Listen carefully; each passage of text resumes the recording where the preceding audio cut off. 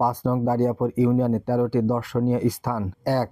দারিয়াপুর দরবার শরীফ। অত্র এলাকা তো বটেই, আশেপাশের 4-5 জেলার মানুষের কাছে সমান সম্মানের, শ্রদ্ধার এবং ভালোবাসার জায়গা এই দারিয়াপুর দরবার শরীফ। হযরত মাওলানা শাহ সুফি তোয়াজ্জুদ্দিন আহমেদ রহমতুল্লাহ এখানেই শায়িত আছেন। তোয়াজ্জুদ্দিন আহমেদ রহমতুল্লাহ চলাচলের জন্য বালকি ব্যবহার করতেন। উনার মাজার শরীফের পাশেই উনার পরিবারের মৃত অন্যান্য সদস্যদের মাজার। উনি জীবিত থাকাকালীন সময়ে এই মসজিদটি স্থাপিত হয়। প্রতি বছর 4ঠা বাংলা মাঘ 18 জানুয়ারি ইংরেজি এখানে ইসালে সওয়াব অনুষ্ঠিত হয়ে থাকে। উক্ত ইসালে সওয়াবে আপনারা সবাই আমন্ত্রিত। হাজার হাজার ধর্মপ্রাণ মুসল্লি এখানে ইসালে সওয়াব শুনতে আসেন। নাম্বার 2, এটা হচ্ছে হাট দারিয়াপুর সরকারি প্রাথমিক বিদ্যালয়, স্থাপিত 1880 সালে। এই বিদ্যালয়ে কে কে লেখাপড়া করেছেন দেখতে চাই। এত পুরাতন বিদ্যালয় উপজেলায় আছে কিনা দেখতে চাই। এই বিদ্যালয়ে আধুনিক সুযোগ সুবিধা নেই বললেই চলে। নাম্বার 3, এটা হচ্ছে বরিশালা সরকারি প্রাথমিক বিদ্যালয়। এই বিদ্যালয় স্থাপিত হয় 1994 সালে। বিদ্যালয়ের পাশে মসজিদ এবং এতিমখানা। নাম্বার 4, এটা হচ্ছে আমাদের দারিয়াপুর নতুনপাড়া জামে মসজিদ। পবদা লাঙ্গলবাদ মহাসড়কের পাশে দারিয়াপুর নামক স্থানে অবস্থিত। মহাসড়কের পাশে হয় অনেক পথচারী ভদ্রলোক এখানে সালাত আদায় করতে পারেন। নাম্বার 5, এবার দেখাবো মহেশপুর মাধ্যমিক বিদ্যালয়। এই বিদ্যালয়টি স্থাপিত হয় 1973 খ্রিস্টাব্দে। খুবই পরিষ্কার পরিচ্ছন্ন এই বিদ্যালয়টি। এটা হচ্ছে একাডেমিক ভবন। খুবই মনোরম পরিবেশ, যেমন সুন্দর সুন্দর বিল্ডিং তেমনি গাছপালা দিয়ে সাজানো গোছানো একটা বিদ্যালয়। নাম্বার 6, এটা হচ্ছে মহেশপুর মধ্যপাড়া জামে মসজিদ। ছোট নদীর পাশে মসজিদটি নির্মিত হওয়ায় খুবই চমৎকার একটা পরিবেশ। নাম্বার 7, এটা হচ্ছে গোয়ালদাহ সরকারি প্রাথমিক বিদ্যালয়।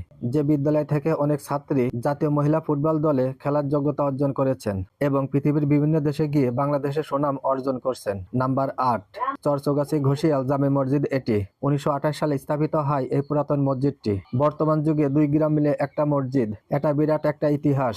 এরকম মিল মহব্বত খুব কম গ্রামের মধ্যেই আছে। এখানে এতিমখানা এবং ঈদগাহ ময়দান অবস্থিত, যে ঈদগাহ মাঠে 2 গ্রামের ভদ্রলোক সালাত আদায় করে থাকেন। নাম্বার 9, 29 নং চৌগাছি সরকারি প্রাথমিক বিদ্যালয়। এই বিদ্যালয়টি স্থাপিত হয় 1915 সালে। এখন 2 তলা ভবন থাকলেও একসময় ছিল টিনের ঘর। পাশে চৌগাছি মাধ্যমিক বিদ্যালয়ের গেট দেখতে পাচ্ছেন। এই বিদ্যালয়ের একটা ভিডিও আগেও দেখতে পেয়েছেন। কারো দেখা না থাকলে দেখে নেবেন, কারণ ভিডিওটি অনেক সুন্দর হয়েছে। চৌগাছি মাধ্যমিক বিদ্যালয়টি স্থাপিত হয় 1966 সালে। এই বিদ্যালয়ের প্রধান শিক্ষক জনাব আবুল কালাম আজাদ স্যার। নাম্বার 10, উপজেলা স্বাস্থ্য কেন্দ্র, যেটা আমাদের দারিয়াপুর গ্রামে অবস্থিত। সরকারি ছুটি বাদে এখানে হাজার হাজার মানুষ সেবা নিয়ে থাকেন। হাসপাতালের পরিবেশটা খুবই চমৎকার, বিভিন্ন ফুল ফল এবং ঔষধি গাছে ভরপুর।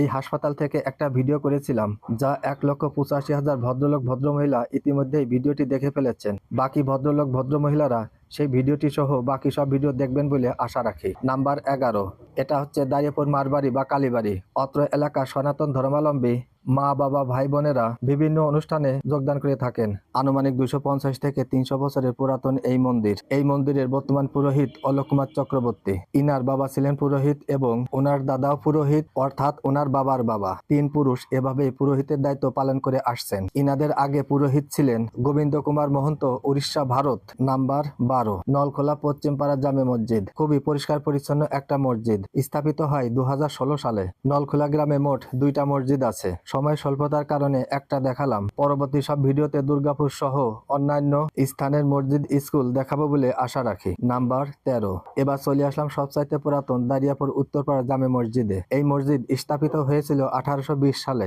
আমাদের বাড়ি যখন উত্তরপাড়ায় ছিল, তখন আমাদের পূর্বপুরুষ এই মসজিদে সালাত আদায় করতেন। নতুন ধান উঠলে সেই ধানের ক্ষীর রান্না করে নিয়ে যেতাম এই মসজিদে। তাও আজ থেকে 40 বছর আগের কথা। দারিয়াপুর ইউনিয়নে 13টি দর্শনীয় স্থান আপনাদের দেখালাম, আরো কিছু বাকি থেকে গেল। পরবর্তী ভিডিওতে দেখাবো বলে আশা রাখি। এরপর যে কোনো একটা ইউনিয়নের ভিডিও নিয়ে আপনাদের সামনে হাজির হব। আশা করি আপনারা পাশে থাকবেন এবং ভিডিওগুলি দেখবেন। ভিডিও দেখে কেমন লাগলো তা কমেন্টে জানাবেন। ভিডিওটি দেখার জন্য সবাইকে অনেক অনেক ধন্যবাদ জানাচ্ছি ফেসবুক মামা এবং মেটাকে।